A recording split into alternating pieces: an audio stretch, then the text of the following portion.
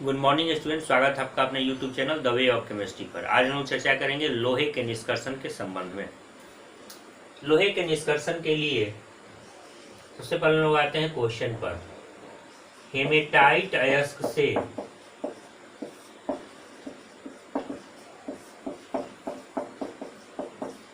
लोहे का निष्कर्षण कैसे किया जाता है?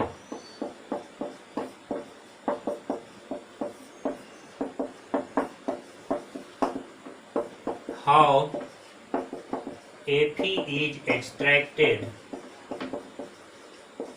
from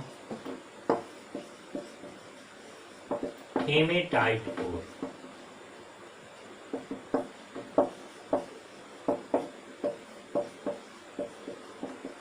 हेमेटाइट अयस्क एक प्रकार का ऑक्साइड अयस्क है। Fe2O3 इसका सूत्र होता है।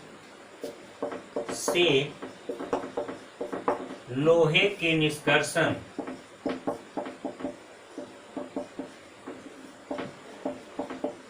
के दौरान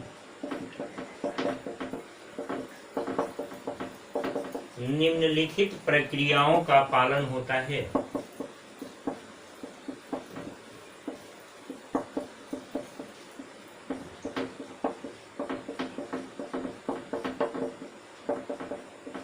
Following steps are involved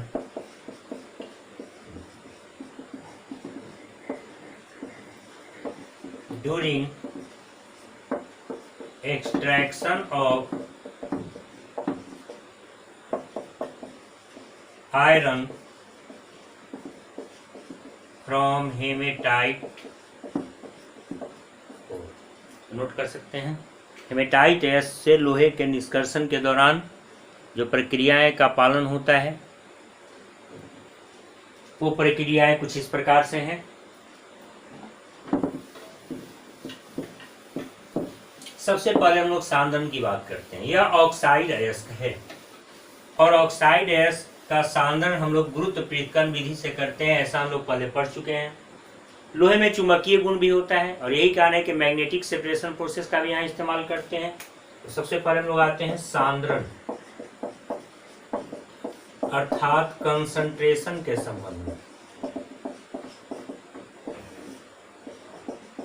अयस्क को महीन पीसकर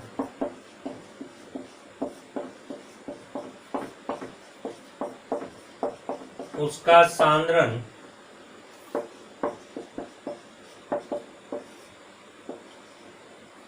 गुरुत्व पृथक्करण विधि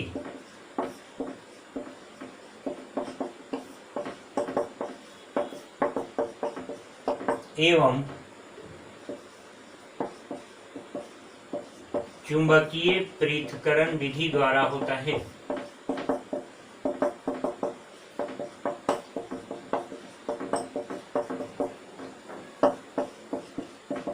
Ore is powdered and concentrated by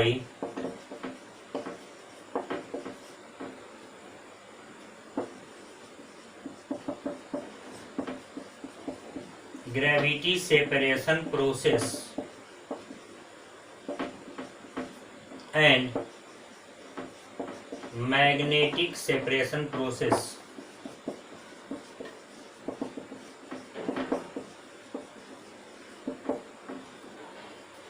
तो ये तो सांद्रण की बात हो गई। गुरुत्व पृथक्करण विधि और चुंबकीय पृथक्करण विधि के माध्यम से इनका सांद्रण करते हैं।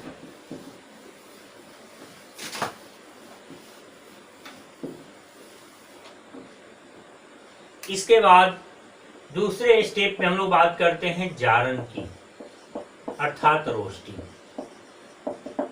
ये कोई महत्वपूर्ण लोहे के निष्कर्षण के लिए इसलिए नहीं है क्योंकि हर जगह लोहा में चूंकि ऑक्साइड अयस्क है, सल्फर या आर्सेनिक नहीं पाया जाता, लेकिन कभी कभी खदानों में लोहे के साथ सल्फर आर्सेनिक इम्प्यूरिटीज के रूप में पाए जाते हैं। तो ऐसा करने पर हम लोग थोड़ा सा गर्म करते हैं वायु की उपस्थिति में, अर्थात जारण करते हैं, जिसके फलस्वरूप जो सल्फर आर्सेनिक जैसे अशुद्धियां यदि हैं तो वो दूर हो जाती हैं।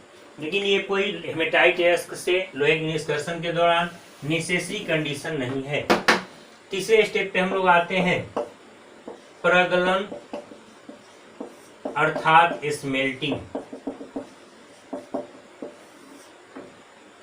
अब वात्या भट्ठी में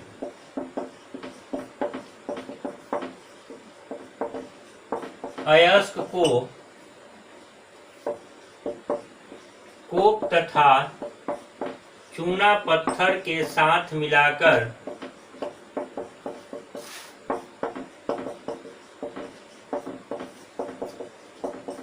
गर्म किया जाता है।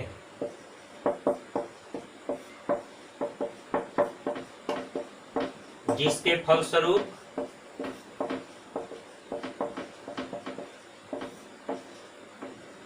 भट्ठी के पेंदी से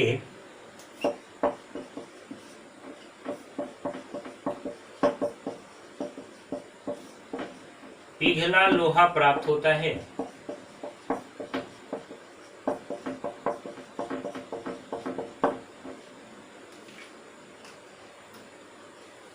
नोट कर सकते हैं। ore is mixed with coke and limestone and heated in blast furnace। वात्या भट्ठी या ब्लास्ट फर्नेस उच्च ताप को सहन करने वाली एक भट्ठी है। Iron is obtain at bottom. पिघला हुआ आयरन जो है ये कच्चा लोहा कहलाता है, पेंदी से प्राप्त होता है। इस दौरान जो रिएक्शंस हैं कुछ इस प्रकार से होते हैं। सबसे पहले कोक जो लेते हैं वो कार्बन मोनोऑक्साइड में बदलता है। ये जो कार्बन मोनोऑक्साइड है वह हेमेटाइट अयस्क से अभिक्रिया करता है, 2FeO बनता है और CO2 गैस निकल जाती है। फिर FeO से यह CO रिएक्शन करता है अर्थात कार्बन मोनोऑक्साइड रिएक्शन करता है, पिघला हुआ लोहा देता है और CO2 गैस बाहर रिलीज हो जाती है। मुख्यतः यही रिएक्शन होते हैं, लेकिन कभी कभी कार्बन के माध्यम से भी रिडक्शन होता है। यहाँ पर सीधे यहाँ जो C है वो रिएक्शन करके और बाहर निकल जाता है, आयरन को मुक्त कर देता है, ऑक्सीजन से अभिक्रिया कर लेता है।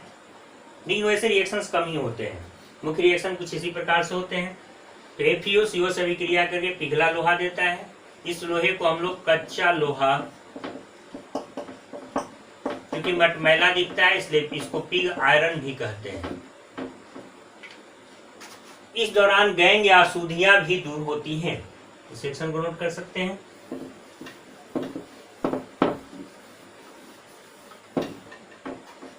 जो हम लोग चूना पत्थर लेते हैं वो विघटित होता है, टूटता है चूना में और कार्बन डाइऑक्साइड में। बालू जैसी जो अशुद्धियां होती हैं उससे यह चूना रिएक्शन करता है और कैल्शियम सिलिकेट का निर्माण करता है। तो यह गैंग है, यह फ्लक्स है।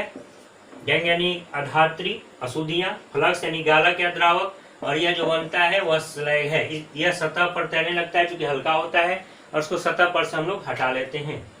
वात्या भट्ठी को हम लोग कंसाइड में इस प्रकार से दर्शा सकते हैं।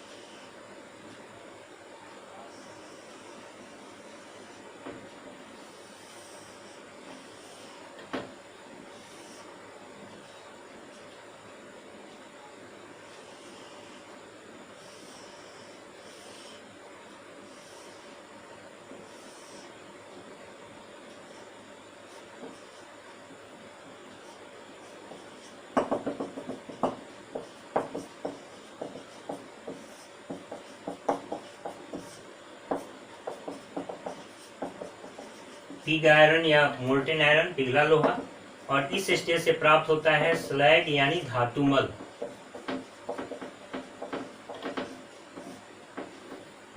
यहाँ से CO और CO2 गैस रिलीज होती है। भट्ठी का ताप 1500 से 1700 केल्विन के करीब होना चाहिए।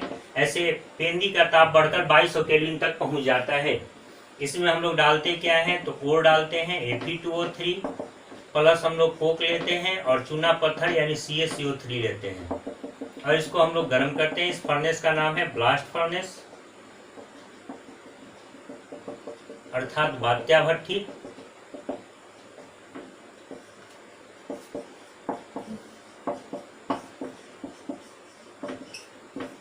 इसे नोट कर सकते हैं। इस भट्ठी के पेंदी का ताप बढ़कर 2200 केल्विन तक हो जाता है। 1073 केल्विन पर जो रिएक्शंस होते हैं या इससे कम ताप तक, वहां तक तो कार्बन मोनोऑक्साइड रिएक्शन की प्रक्रिया संपन्न करता है बेहतर ढंग से। लेकिन भट्ठी के पेंदी में जो रिएक्शन होता है वो कुछ इस प्रकार से होता है। Fe2O3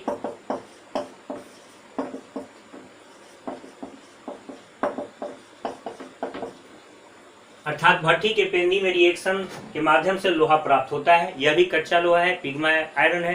तो पेंदी में यही रिएक्शन संपन्न होता है, लेकिन कम ताप पर कार्बन मोनोऑक्साइड ज्यादा बेहतर होता है, उस ताप पर कार्बन ज्यादा बेहतर होता है। या कार्बन रिडक्शन के लिए, कार्बन अपचयन के लिए तो कार्बन रिडक्शन की प्रक्रिया संपन्न होती है और अंततः हमें लोहा प्राप्त होता है। इस लोहे को हम लोग बार बार गर्म करके शुद्ध करते हैं। इसमें थोड़ा सा कार्बन की मात्रा रहती है और इसलिए मटमैला दिखता है, इसलिए इसको हम लोग पिग आयरन भी कहते हैं। यदि वीडियो पसंद आया है तो इसे लाइक करें, इसे ज़्यादा से ज़्यादा शेयर करें और चैनल को आपने अभी तक सब्सक्राइब नहीं किया है तो सब्सक्राइब करें।